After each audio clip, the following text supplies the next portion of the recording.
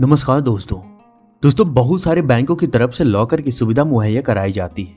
इस लॉकर में लोग अपने जरूरी कागजात, ज्वेलरी या कोई दूसरा ऐसा सामान रखते हैं जिसे बहुत ज्यादा सुरक्षा की जरूरत होती है। इसी के चलते इसे सेफ डिपॉजिट लॉकर भी कहते हैं। हालांकि इस लॉकर का इस्तेमाल करने के बैंक अपने पास एक सालाना चार्ज वसूलता है।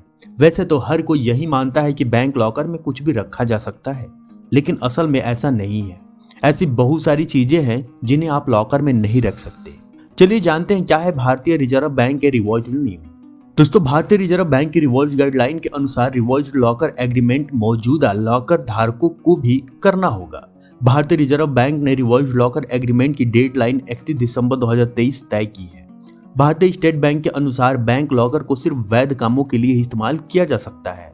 इनमें ज्वेलरी और डॉक्यूमेंट्स जैसी कीमती चीजें स्टोर की जा सकती है, लेकिन इसमें कैश और करेंसी स्टोर नहीं की जा सकती। दोस्तों, भारतीय स्टेट बैंक की वेबसाइट के अनुसार सबसे पहले तो आप लॉकर में कैश या करेंसी नहीं रख सकते। इसके अलावा किसी भी बैंक लॉकर में हथियार, विस्फोटक, ड्रग जैसी चीजें नहीं रखी जा सकती। अगर कोई सड़ने वाली चीज है तो उसे भी लॉकर में नहीं रखा जा सकता। इतना ही नहीं, कोई रेडियो एक्टिव मटेरियल या कोई वैध चीज या कोई ऐसी चीज जो भारतीय कानून के अनुसार प्रतिबंधित है, उससे भी बैंक लॉकर में नहीं रखा जा सकता। ऐसा कोई मटेरियल बैंक लॉकर में नहीं रखा जा सकता जिससे बैंक को या उसके किसी ग्राहक को खतरा हो सकता है। दोस्तों, बैंक लॉकर को खोलने के लिए 2 चाबियां लगती है। एक चाबी ग्राहक के पास होती है और दूसरी बैंक मैनेजर के पास। जब तक दोनों चाबियां नहीं लगेगी, लॉकर नहीं खुलेगा। अब सवाल यह है कि अगर आपसे बैंक लॉकर की चाबी खो जाती है तो क्या होगा? बैंक लॉकर को लेकर नियम क्या है, चलिए ये भी जान लेते हैं। दोस्तों, अगर बैंक लॉकर की चाबी खो जाती है तो सबसे पहले आपको इसके बारे में बैंक को सूचित करना होगा। साथ ही चाबी खोने की एक FIR भी दर्ज करवानी होगी। अगर आपके बैंक लॉकर की चाबी खो जाती है तो उस स्थिति में 2 काम हो सकते हैं। पहला कि ये बैंक आपके लॉकर के लिए नई चाबी जारी कर दे। इसके लिए बैंक एक डुप्लीकेट चाबी बनवाएगा। हालांकि डुप्लीकेट चाबी बनवाने में रिस्क ये रहता है कि उस लॉकर की डुप्लीकेट चाबी बनाने वाला भविष्य में कोई गड़बड़ न कर दे। दूसरी स्थिति ये कि बैंक आपको एक दूसरा लॉकर जारी करेगा और पहला लॉकर को तोड़ा जाएगा। लॉकर तोड़कर उसका सारा सामान दूसरे लॉकर में शिफ्ट किया जाएगा और उसकी चाबी ग्राहक को दे दी जाएगी।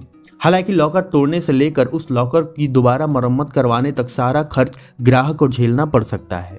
ऐसे में कोशिश करें कि चाबी को बहुत ज्यादा संभाल कर रखें। दोस्तों, बैंक लॉकर की व्यवस्था कुछ ऐसी है कि उसे खोलने से लेकर तोड़ने तक हर काम के दौरान ग्राहक और बैंक अधिकारी दोनों ही मौजूद होते हैं। जब भी कोई ग्राहक बैंक में जाकर अपने लॉकर को खोलना चाहता है तो उसके साथ बैंक मैनेजर भी लॉकर रूम में जाता है।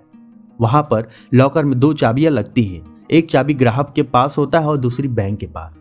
जब तक दोनों चाबियां नहीं लगेगी, लॉकर नहीं खुलेगा। लॉकर अनलॉक होने के बाद बैंक का अधिकारी कमरे से बाहर चला जाता है और ग्राहक पूरी प्राइवेसी के साथ लॉकर में रखे सामान को देख या बदल या निकाल सकता है।